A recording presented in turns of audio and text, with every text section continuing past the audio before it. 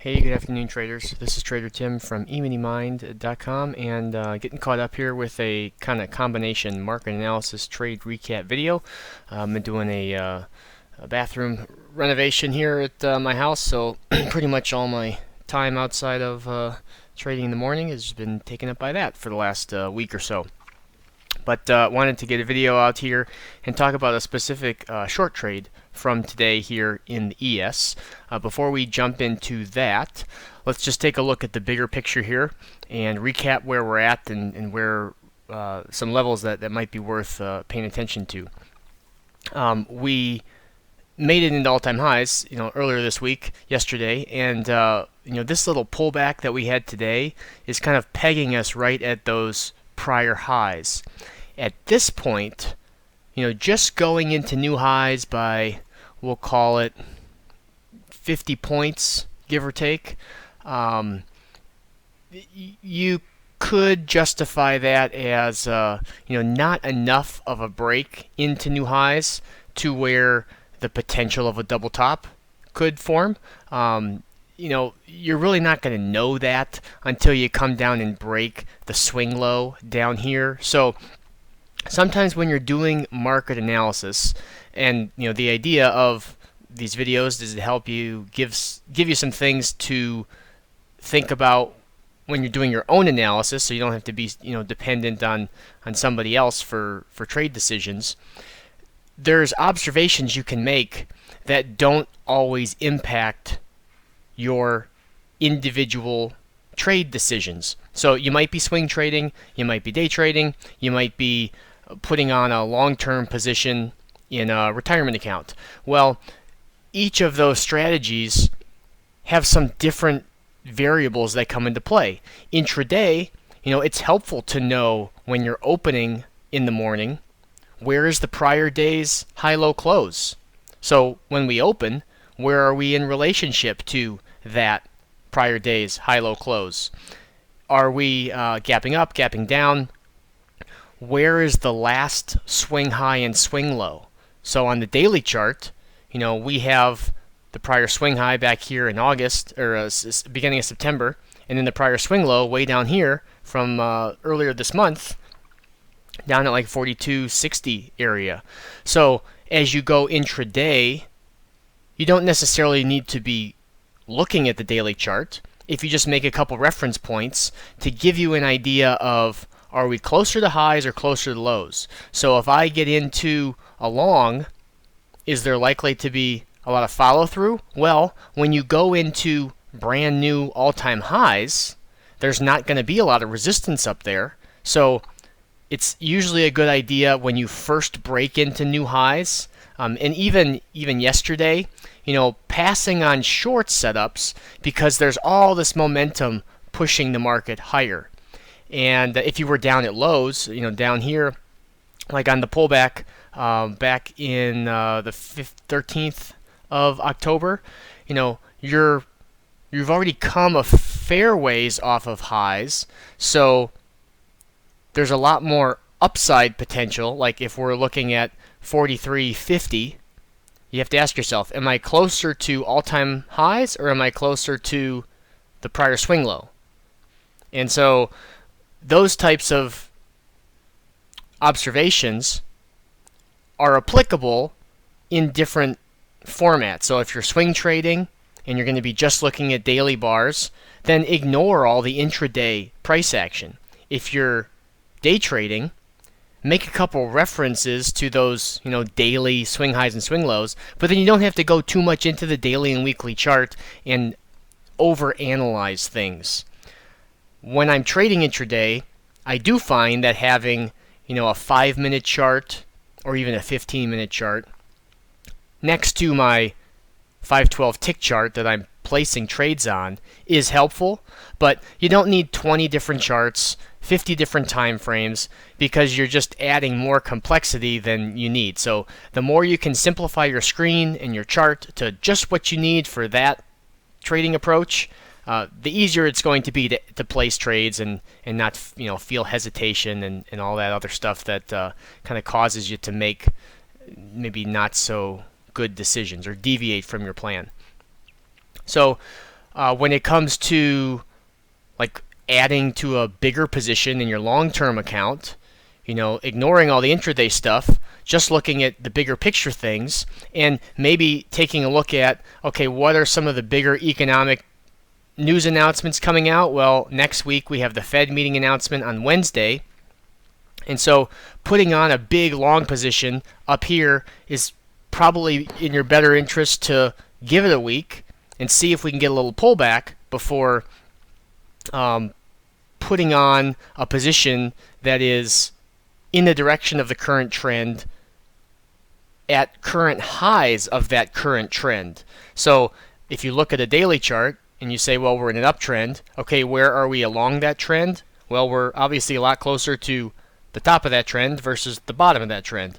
Not that the trend can't keep going higher, but when you're looking intraday, now if we kind of flip gears and use a similar observation but on a smaller time frame, if you are looking at like today's price action and you open up kind of in the middle of yesterday's range, well, it's pretty easy for us to kind of go in either direction, and that's kind of what we did until the close today. If you gap up like we did yesterday, well, it's going to be a lot easier, and we're making new all-time highs. It's going to be easier for us to go in that direction with that momentum at the open.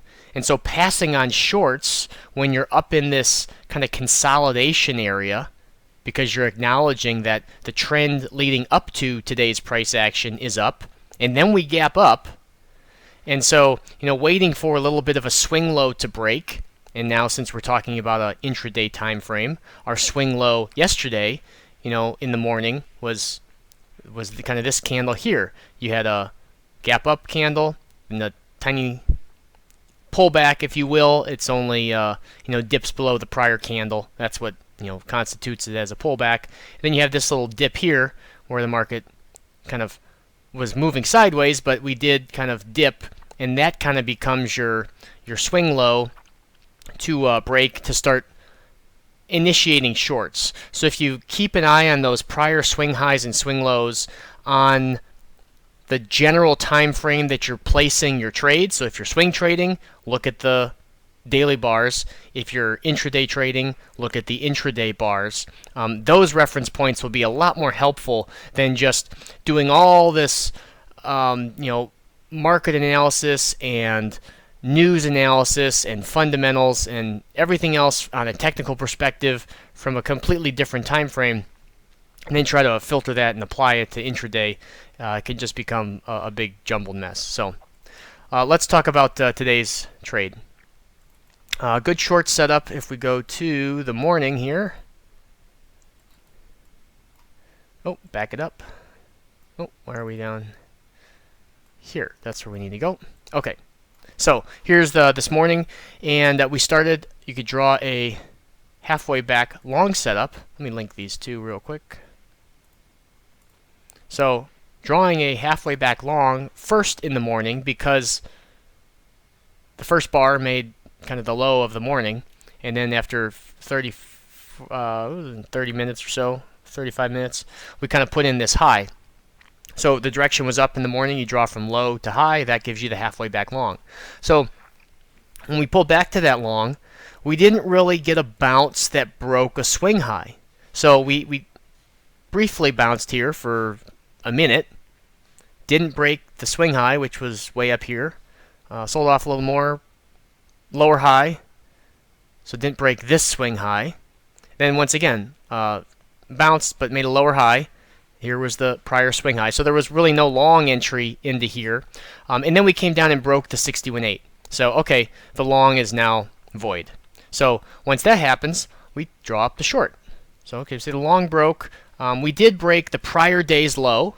So that's one of those reference points I just talked about. Here was the prior day's low. We broke that on the opening candle.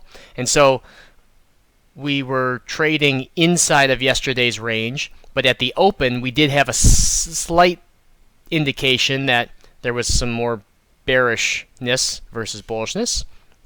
So we drew up the short, And at this point, we can just zoom in here, and on the 512 tick chart, you see this little double top.